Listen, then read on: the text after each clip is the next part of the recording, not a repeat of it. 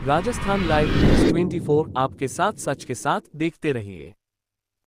नमस्कार, रुक करते हैं खास खबरों की ओर। बलोत्रा में लगातार रविंद्र सिंह भाटी और उनके समर्थकों के द्वारा धरना जारी है। पुलिस अधीक्षक से वार्तालाप होने के बाद संतोषजनक वार्ता नहीं होने के बाद लगातार धरना जारी है। रविंद्र सिंह भाटी का आरोप है कि मैंने बायतू के करीब 100 बूथों की लिस्ट दी थी, जहां बूथ कैप्चरिंग और मतदान प्रभावित हो सकते हैं, उन पर अतिरिक्त पुलिस जाब्ता लगाने की बात कही थी।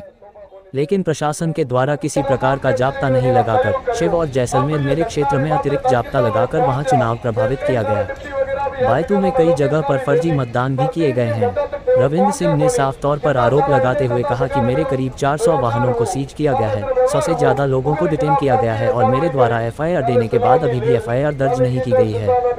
पुलिस का ये दोहरा रवैया थार के ही शांतिपूर्ण वातावरण के लिए अच्छा नहीं है। जिस प्रकार से बायतू के अंदर जो घटना हुई है उसमें मोबिलिटी के द्वारा देखा गया है और एक अकेले व्यक्ति को 100 व्यक्तियों के द्वारा उसके साथ मारपीट की है। इस प्रकार की मोबिलिटी थार में कतई बर्दाश्त नहीं की जाएगी। पूरे तरीके से प्रशासन के द्वारा चुनाव को प्रभावित किया गया। विकास और काम के मुद्दों को छोड़कर चुनाव जातिवाद पर लेकर आ गए। अगर हमारी मांगे नहीं मानी गई तो ये धरना आगे भी जारी रहेगा। देखिए एक खास रिपोर्ट।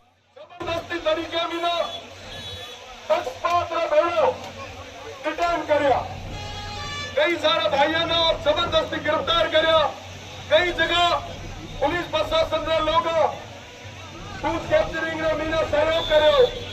कई सारा एजेंटा ने आपको बताना चाहूंगा कि सब प्रशासन के साथ अभी वार्ताओं का दौर चल रहा है और जैसे ही कोई निष्कर्ष निकलता जल्दी आप। अभी आपने एक आरोप लगाया कि कल मैंने कई बार फोन किए, कई बूथ पर हमारे साथ सही नहीं होता, बूथ कैप्चरिंग के भी आरोप लगाए, वहाँ पुलिस नहीं पहुंची, इसमें क्या?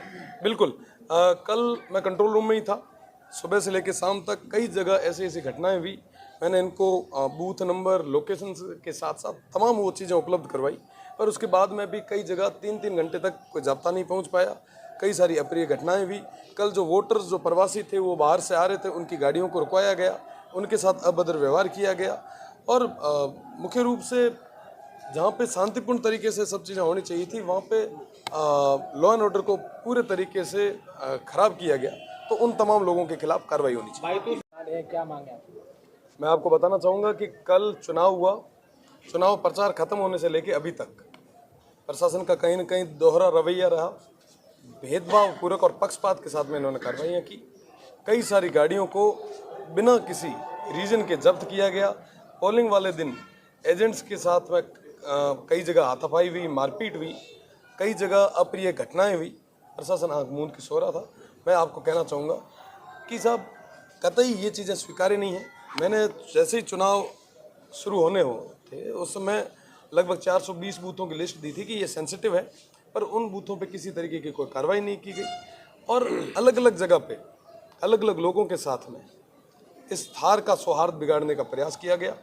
मैं उसके विरोध में आज तमाम उन लोगों के विरोध में कार्रवाई करवाने के लिए आया हूँ, क्योंकि अभी तक प्रशासन ने किसी तरीके की कोई कार्रवाई नहीं की है और मैं चाहता हूँ कि जो दोषी है वो गिरफ्तार हो और निर्दोषों को न्याय मिले। वो क्या की घटना है? बायतू के अंदर कई सारी घटनाएं हुई, जिसके अंदर एक घटना के अंदर कई सारे युवाओं के साथ मारपीट की गई। अकेला और मॉब लिंचिंग एक तरीके से आप देख सकते हैं कि 100-200 जनों के द्वारा 1-2 लोगों पे ऐसी वारदात करना, आप सोचें कि जान माल का खतरा हो सकता था। थार में कभी ऐसा देखा नहीं गया कि ऐसी अप्रिय घटनाएं हुई। चुनाव खूब हुए, कई सारे बुजुर्ग मुझे कल मिले, उन्होंने कहा चुनाव खूब हुए पर ऐसी घटनाएं हमारे इस थार में कभी नहीं हुई। तो कहीं ना कहीं ये माहौल खराब करने का, सौहार्द खराब करने का प्रयास एक हुआ। आपकी पुलिस अधीक्षक की वार्ता हुई, क्या आप संतुष्ट नहीं हुए उनकी कार्रवाई से, तभी आपको बाड़मेर से यहाँ पर आना पड़ा? मैं कहना चाहूँगा कि बालोतरा के अंदर बायतू विधानसभा आती है। बालोतरा जिले में मेरे 3 जिले हैं, बाड़मेर, जैसलमेर और बालोतरा। बायतू कॉन्स्टिट्यूंसी के अंदर सबसे ज़्यादा संवेदनशील बूथ थे।